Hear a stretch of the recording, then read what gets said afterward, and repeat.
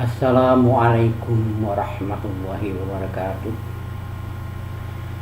Alhamdulillahil qaili laqad khalaqnal insana fi ahsani taqwim summa radadnahu asfala safilin illal ladzina amanu wa amilus solihati falahum ajrun ghairu mamnun. Asyhadu an la ilaha illallah wahdahu la syarikalah wa asyhadu anna Muhammadan abduhu wa rasuluh. Allahumma shalli wa sallim ala hadzal nabiyil karim sayyidina Muhammadin wa ala alihi wa sahbihi ajmain. Amma ba'd. Sebelum kita mulai presentasi ini, marilah kita bersyukur kepada Allah yang telah memberikan hidup dan kehidupan kepada kita. Shalawat serta salam semoga tercurah kepada baginda Rasulullah SAW. Kehidupan spiritual merupakan kehidupan yang melibatkan laku lampah jiwa dalam kehidupan nyata maupun dalam kehidupan batin. Di sini kita melihat dua sisi kehidupan spiritual, yaitu yang bersifat nyata dan yang bersifat batin.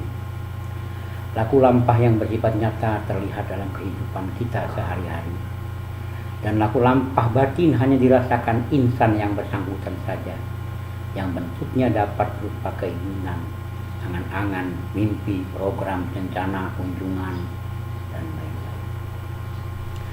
Dalam spiritual ada energi yang menumbuhkan kemampuan atau ability untuk berbuat atau menghasilkan sesuatu, baik yang tangible, dapat dipegang, seperti kendaraan, alat-alat kantor, hasil pertanian, perkebunan, dan lain-lain. Sementara yang intangible atau tak dapat dipegang, seperti program kerja, gagasan-gagasan, makna-makna tulisan, ceramah, dan lain-lain. Dalam setiap hasil atau perbuatan ada sesuatu ketentuan. Di satu sisi, yaitu dasar kemampuan itu sendiri, dan di sisi lain ada ketentuan sunnatullah, atau ada yang menyebutnya hukum alam, di mana kemampuan itu dapat berproses. Prosesnya dapat berupa hanya fisik belaka, bisa pula plus atau dengan materi sebagai bahan. Bila melulu fisik, hasilnya nampak sebagai orang yang sedang berjalan, menari, menyanyi, tidur, dan lain-lain. Bila plus materi, dapat menghasilkan produk yang tangible atau dapat dipegang. Apakah sih sebenarnya spiritualitas itu? Asal kata spiritualitas berasal dari kata spirit yang artinya jiwa. Ruh yang tadinya berbentuk nur atau cahaya, setelah menstruktur ke alam jasmani melalui proses dari sejak turunnya sel telur yang sudah dibuahi dan kemudian menempel di dinding rahim selama 9 bulan 10 hari, dan kemudian terlahirlah dia sebagai manusia yang memiliki jiwa. Jiwa ini diberi kemampuan oleh Allah untuk memahami yang baik dan yang buruk. Firman Allah,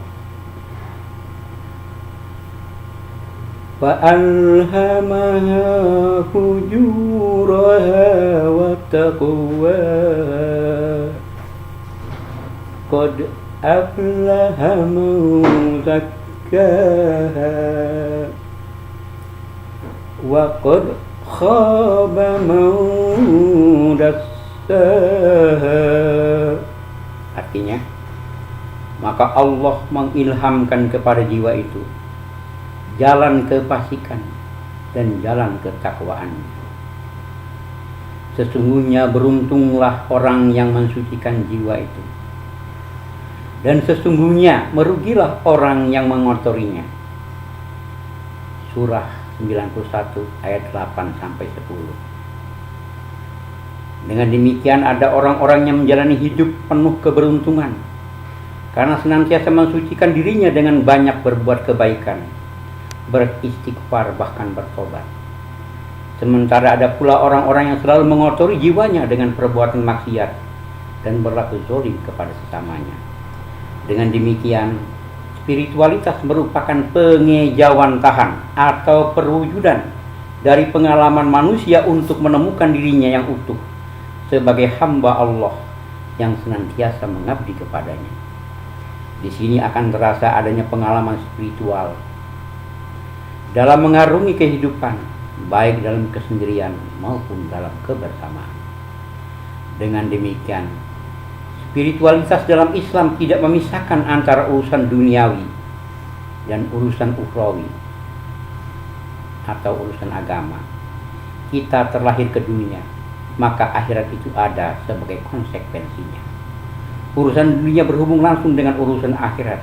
Firman Allah, "Faman ya'mal mithqala dzarratin khairan yarah wa man ya'mal mithqala dzarratin syarran yarah." Artinya, barang siapa yang mengerjakan kebaikan seberat zarah pun, niscaya dia akan melihat balasannya. Dan barang siapa yang mengerjakan kejahatan seberat zarah pun, niscaya dia akan melihat balasannya pula. Spiritualitas dalam kehidupan manusia memegang peran penting dalam manusia menjalankan setiap aktivitasnya. Hal ini karena hidup berhubungan dengan jiwa atau spirit di satu sisi, dengan alam materi dan alam non-materi di sisi lain, di tengah-tengah hidup bersama. Keadaan ini menyebabkan hidup berkembang dan terus berkembang dalam penataan hidup dalam kebersamaan. Akibatnya, ada adat atau kebiasaan, sopan santun, manner, etika, moral, hukum, dan lain-lain. Dalam pada itu, upaya memanfaatkan materi maupun kebersamaan itu sendiri melahirkan kerajinan, produk yang dihasilkan mesin, pertanian, perkebunan, dan lain-lain. Di atas itu semua ada zat yang mutlak atau yang hakiki, yang menciptakan, mengatur, dan menguasai, menggerakkan apa yang ada di jagat raya ini, bahkan di alam gaib dan segalanya. Ialah Allah Subhanahu wa Ta'ala. Subhanallah. Firman Allah dalam surat Al-Ikhlas, "Qul huwallahu ahad, Allahus samad, lam yalid wa lam yulad wa lam yakul lahu kufuwan ahad." Artinya, katakanlah, dialah Allah yang Maha Esa. Allah adalah Tuhan yang bergantung kepadanya segala sesuatu. Dia tidak beranak dan tidak pula diperanakkan, dan tidak ada seorang pun yang setara dengannya. Surat Al-Ikhlas ini menegaskan akan keesaan Allah, maka kehadiran Allah dan eksistensi Allah. Keesaan Allah meliputi esa zat, esa sifat, dan esa perbuatan. Esa zat berarti zat Allah bersifat mutlak, artinya kita akan pernah mampu untuk menjelaskannya. Mengapa? Menghitung berapa galaksi yang ada di jagat raya ini saja masih mengira-ngira, padahal sudah menggunakan alat yang sangat sophisticated alias sangat canggih. Bagaimana mungkin memahami zat Allah? Allahu Akbar. Esa sifat berarti suatu pemahaman tentang sifat-sifat Allah. Kita mengenal sifat Allah yang 20, seperti wujud, idam, bako, muhalafatul lil hawadisi, qiyamuhu binafsihi, wahdaniyah, dan seterusnya. Kita juga mengenal asma-asma Allah yang wajib atau asmaul husna, dan dengan nama-nama itu kita mohon kepadanya. Maka makna kehadiran Allah sebagai Allah yang esa adalah tempat bergantungnya apapun di alam jagat raya ini, dalam alam yang lain, dan juga dengan alam yang dekat dengan kita, yaitu alam kehidupan dunia yang nyata. Dialah tempat kita bermunajat,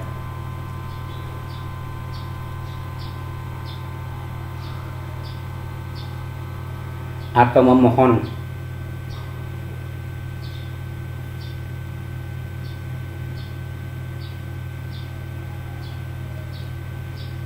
mengabdikan diri sebagai hamba Allah dan tempat mendedikasikan hidup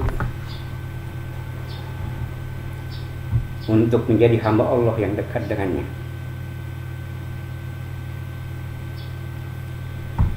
Selanjutnya Allah menegaskan eksistensinya sebagai tempat bergantungnya segala sesuatu. Allah tidak beranak dan tidak diperanakan. Lam yalid, walam yulad. Maknanya bahwa Allah itu qiyamuhu binafsihi, Allah ada dengan sendirinya, mustahil baginya ada yang menciptakannya. Jadi mustahil pula dia beranak atau diperanakan. Subhanallah. Eksistensi mendasar dari Allah terlihat dalam Quran surah 112 ayat 4. Dan tidak ada seorang pun yang setara dengan dia. Maksudnya, bagi saya sebagai muslim, saya meyakininya sepenuh hati.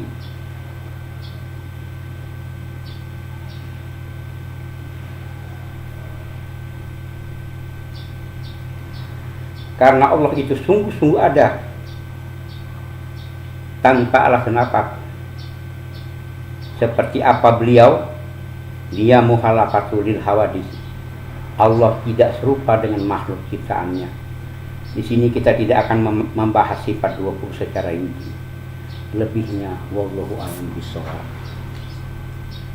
Sebagai muslim maka kita mengimani sepenuh hati terhadap Allah Subhanahu wa taala dan kehadiran beliau dalam kehidupan di mana sikap dan perbuatan bersandar pada ketauhidan kepadanya.